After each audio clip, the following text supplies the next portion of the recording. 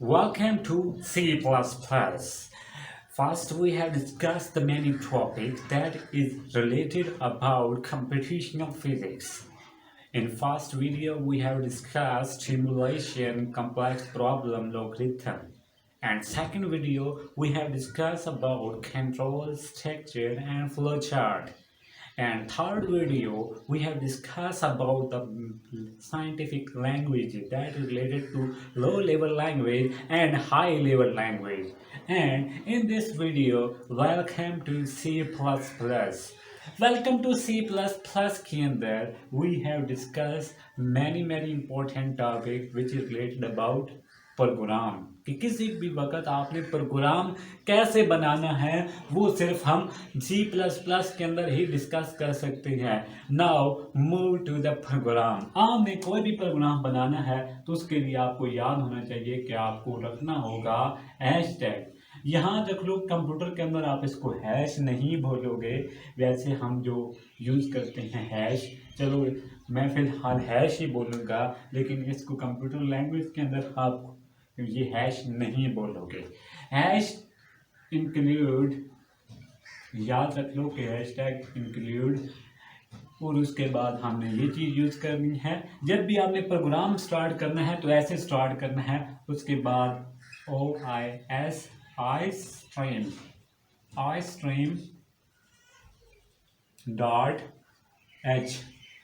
ठीक है, अब मैं साथ साथ आपको बताऊंगा कि ये आई स्ट्रीम, ताकि साथ साथ ही आपको क्लियर होता जाए कि ये क्या है। आई स्ट्रीम बेसिकली जो यूज होता है, ये देखो आई स्ट्रीम, आई का मतलब यहां पर क्या है, इनपुट। ओ का मतलब क्या है, ये इनपुट। आई का मतलब इनपुट, ओ का मतलब आउटपुट। इनपुट आउटपुट स्ट्रीम, इसको असल में हम लोग कैसे बोलते हैं, इनपुट आउटपुट स्ट्रीम। ये आपके पास क्या होती है, आई स्ट्रीम, जिसको हम शॉर्ट फॉर्म के अंदर इसको ये लिखते हैं। ठीक है, बेसिकली ये फुल लफ्ज ऐसा है। लेकिन अब हम थोड़ी सी इसके बारे में बताएंगे कि यार ये जो हम हैशटैग इंक्लूड यूज कर रहे हैं, ये आखिर इसके अंदर हम क्यों ऐसे बताते हैं। तो याद रख लो कि यहाँ पर जो हमने आई स्ट्रीम लिखा, फिर हमने डॉट एच लिखा, ये किसको रिप्रेजेंट कर रहा है, ये किसको रिप्रेजेंट कर रहा है, या आपका रफ अमल है। ठीक है, ये आपका रफ अमल चाह रहा है, ये किसको रिप्रेजेंट कर रहा है। याद रख लो कि हैशटैग इंक्लूड जो है ये रिप्रेजेंट करता है यहाँ पर किसको, हैश किसको रिप्रेजेंट करता है, ये हेडर फाइल को रिप्रेजेंट करता है। ये किसको रिप्रेजेंट करता है, हेडर फाइल्स, ये हेडर फाइल को रिप्रेजेंट कर रहा है। और एच जो है ये किसको रिप्रेजेंट करता है, ये एक्सटेंशन को रिप्रेजेंट करता है। ठीक है ना, अब इसके बारे में जो कन्फ्यूजन थी वो आपकी क्लियर हो गई जी। इसके बाद हम आपको किसी भी प्रोग्राम को अगर बनाना है तो ये चीज़ें आपको शुरुआत में ऐसे ही रखनी है। कोई भी आपने अगर कोई स्ट्रक्चर बनाते हो, जिस तरह एक आपको टीचर कहता है कि हम एक मजमून आपको ऐसा देते हैं, कैसा ऐसा देते हैं जिसके अंदर आप नंबर ऑफ, अगर आप वो लाइनें याद कर लो और आप नंबर ऑफ ऐसे जो है मल्टीपल ऐसे जिसको कहते हैं आपके तैयार हो सकते हैं। अगर आप ये एक ऐसे याद कर लो तो मल्टीपल ऐसे जिसे कहते हैं, जहाँ पर आप सिंपली क्या करते थे, खाका बना होता था, जस्ट वहाँ पर वो जो मतलब टेररिज्म के हवाले से अगर आया है ऐसे तो जस्ट टेररिज्म पुट करते जाओगे, और अगर आया था और डिफरेंट टॉपिक के ऊपर जस्ट वो टॉपिक पुट करते जाओगे, आपका ऐसे कंप्लीट हो जाएगा।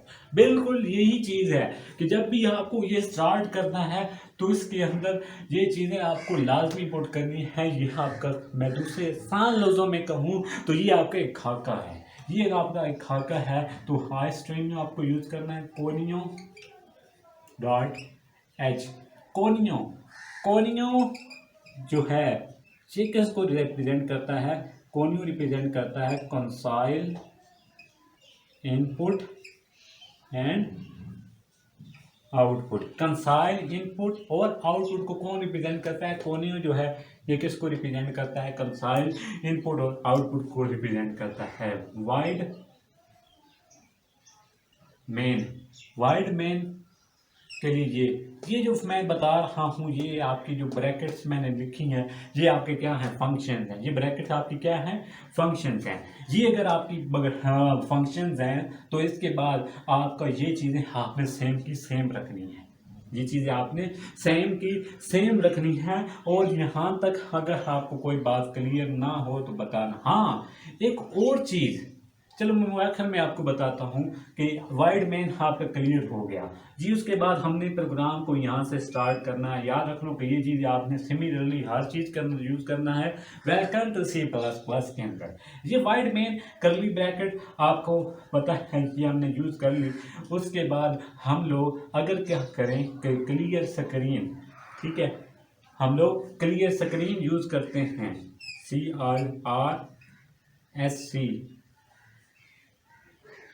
ठीक है। ये हम यूज इसलिए करते हैं कि अगर आपके पास नंबर ऑफ इनपुट्स हों और उसको नंबर ऑफ कोई भी चीज़ हो तो उसको एक फॉर्म के अंदर वो बजाय बार बार लिखने की बजाय एक बार आप ये कमांड अप्लाई करोगे क्लियर स्क्रीन तो वो आपके लिए आसान हो जाएगा, बजाय आप किसी भी चीज़ को बार बार रिपीट करो। तो उसके लिए मैं मान लेता हूँ कि अगर हम एक सी आउटपुट, हाँ, एक ये से मुझे याद आया कि ये जो आप चीज़ है, लेकिन आप इनपुट और आउटपुट ये फुल फॉर्म इसके अंदर नहीं लिखोगे। इसके अंदर आप नहीं लिखोगे। जब आप प्रोग्रामिंग कर रहे होगे आप इसको लिखोगे सी इनपुट, सी आउटपुट। ये आप इसके अंदर यूज करोगे। सी इनपुट की जगह पे सी इन, आउटपुट की जगह पे C out, stream, input output stream. C output अगर आप यूज करके ये स्क्रीन आपको पता चल गया जी।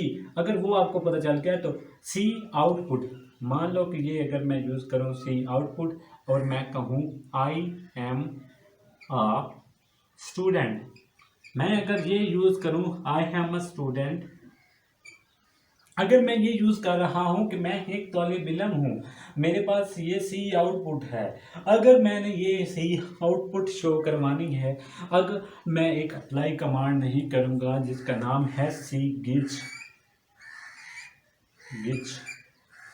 याद रख लो, अगर मैं ये वाली कमांड अप्लाई नहीं करूंगा, गिच वाली कमांड अप्लाई अगर मैं नहीं करूंगा तो आपका जो ये आउटपुट आपको नजर आई है ये आपको कुछ सेकंड तक ही नजर आएगी अगर आप ये गिच नहीं यूज करोगे। गिच बेसिकली यूज होता है किसी भी आउटपुट को होल्ड करने के लिए। मतलब कोई आपके पास पेज है, आपको पेज है इस तरह लेकर जाते हो, लेकिन आप अपने हाथों से उसको कंट्रोल करते हो कि नहीं नहीं भाई यहाँ तक ही रखना है, आगे हमने पेज आगे नहीं आगे पीछे करने देने। तो उस आउटपुट को नजर आने के लिए गिच जो है उस चीज़ को पकड़ के रखती है ताकि अगला प्रोग्राम ओपन ना हो जब तक आपकी उस ऊपर हुक्मरानी नहीं होगी। गिच उसको कंट्रोल करती है, ठीक है। तो यहाँ तक आपको बातें समझ आई है। तो CLRS का मतलब क्लियर स्क्रीन है। तो ये किसके लिए यूज होता है, फंक्शन के लिए। याद रख लें कि क्लियर स्क्रीन हो जाए ये किच हो जाए, ये एक प्री डिफाइंड फंक्शन है। ये क्या है, एक प्री डिफाइंड फंक्शंस हैं गिच और क्लियर स्क्रीन, ये प्री डिफाइंड फंक्शन है। और जब भी आप प्रोग्राम शुरू करोगे तो ये चीज़ें तो लाजमी आएंगी और कर्ली ब्रैकेट का इस्तेमाल करोगे, यहाँ से शुरू होगा और इख्तिताम भी आप किससे करोगे, कर्ली ब्रैकेट से ही इख्तिताम करोगे, ठीक है ना। तो ये था कुछ वेलकम टू C+ के बारे में। लेकिन एक और चीज़ जो बहुत काम की है वो है आपको, अगर आपके पास किसी भी जगह पे ये फंक्शन आ जाए, साइन आ जाए, आपको कॉस आ जाए, टैन आ जाए, sine cos tan, exponential function आ जाए, पावर फंक्शन आ जाए, लॉगरिथम फंक्शन आ जाए, ETC कोई भी फंक्शन आ जाए, तो उसके लिए आपको एक एक्स्ट्रा चीज़ अपने प्रोग्राम के अंदर ऐड करनी होगी। उसका नाम है, आपको ये यूज़ करना होगा, अगर ये चीज़ें आ जाएँ, हैशटैग इंक्लूड, यहाँ पर हेडर फंक्शन जो आप यूज़ करोगे वो होगा मैथ, और एक्सटेंशन फंक्शन जो यूज़ करोगे वो .h। तो यहाँ पर ये सेटअप आएंगी और भी बहुत सारी हैं, मैंने ETC आपको बोला है।